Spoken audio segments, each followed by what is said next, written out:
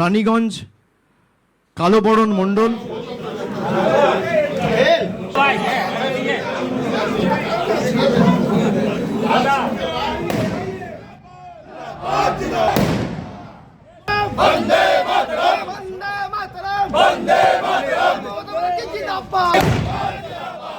রানীগঞ্জ বিধানসভা কেন্দ্রে এবার তৃণমূল কংগ্রেসের প্রার্থী হলেন কালোবরণ মণ্ডল। প্রার্থীর নাম ঘোষণা হতে অন্ডাল তৃণমূল কংগ্রেসের কর্মী ও সমর্থকদের বাঁধ ভাঙা উচ্ছ্বাস, ফাটানো হলো বাজি, খেলা হলো সবুজ আবির, শুরু করলো প্রচার, কথা বললেন পথ চলতি সাধারণ মানুষের সঙ্গে এবং শুরু হলো দেওয়াল লিখন।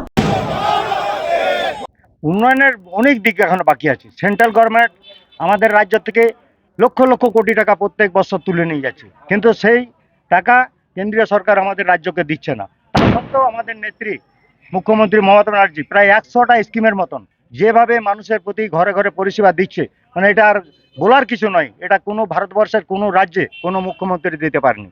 আপনারা দেখেছেন 1 বছর আগে দিল্লিতে নির্বাচন হয়ে গেছে, প্রতিশ্রুত দিয়েছিল প্রত্যেক মহিলার অ্যাকাউন্টে 2-2.5 হাজার টাকা করে ঢুকবে, কিন্তু এখনো পর্যন্ত 1 বছর হয়ে গেল কোনো অ্যাকাউন্টে ঢুকেনি। আমাদের দিদি যা বলে সে করে দেখায়। দিদি যা বলেছে প্রত্যেকটা ইলেকশনে 2021-এ দেখুন দিদি আমাদের লক্ষ্মীর ভান্ডার 500 টাকা দিয়ে করে স্টার্ট করেছিল, বলেছিল বিধানসভার পরে দিব, বিধানসভার পরে উনি দিয়েছেন। 500 থেকে 1000 হয়েছে, 1000 থেকে 1500 হয়েছে, SC ST 1700 টাকা পাচ্ছে।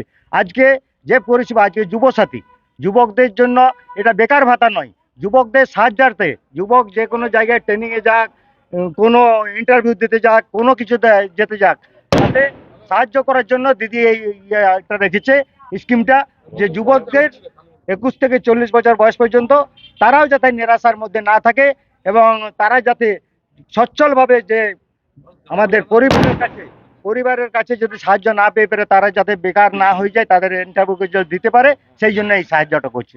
আগামী দিনে জিতার পক্ষে কতটা আশীর্বাদী? 100% আশাবাদী। এটা কালোবরণ মণ্ডলের কৃতিত্ব নয়, এটা দিদির কৃতিত্ব। 80% কাজ তো দিদি করে দেয়। আমরা খালি লোকালে আমরা চাইবো আমরা মানে আইন শৃঙ্খলা বজায় ঠিক রাখি, আর দিদির প্রকল্পগুলো প্রত্যেক মানুষের বাড়িতে ঢুকিয়ে দিই, তাহলে পরেই আমাদের 100% দল হিসাবে বিজেপি এখনো পর্যন্ত রানীগঞ্জে নমিনেশন এখনো পর্যন্ত প্রার্থী ডিক্লেয়ার করতে পারেনি। আপনার বিগত দিনে আপনার প্রতিদ্বন্দ্বিতা কি হবে? আমার প্রতিদ্বন্দ্বিতা দেখুন বিজেপি, সিপিএম, কংগ্রেস সবই আছে। প্রতিদ্বন্দ্বী হিসেবে আমি যখন ফিল্ডে কাজ দেখতে পারবো, কোন প্রার্থী আসছে, কিভাবে এগোচ্ছে, তারপরে আমি প্রতিদ্বন্দ্বী হিসেবে করব। তাছাড়া আমি জেলা পরিষদ ইলেকশনে কন্টেস্ট করে দেখেছি, প্রতিদ্বন্দ্বী হিসেবে কিচ্ছু নেই, এদের কিচ্ছু থাকবে না। আমরা বিপুল ভোটে পশ্চিমবাংলার মানুষ প্রত্যেকটা বিধানসভা কেন্দ্রে আমাদের তৃণমূল কংগ্রেস বরিয়া প্রার্থীকে জিতিয়ে পারে, বিজয়ী করে পারে, দিদিকে আবার মুখ্যমন্ত্রী রূপে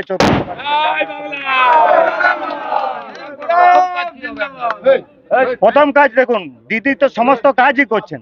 কিছু কিছু কাজ যেটা খুব জরুরি, যেটা জলের সমস্যাটা আজকে কেন্দ্রীয় সরকার প্রত্যেক বছর 1.5 থেকে 2 লক্ষ কোটি টাকা আমাদের রাজ্য থেকে তুলে নিয়ে যায় আপনার জিএসটি বাবদ।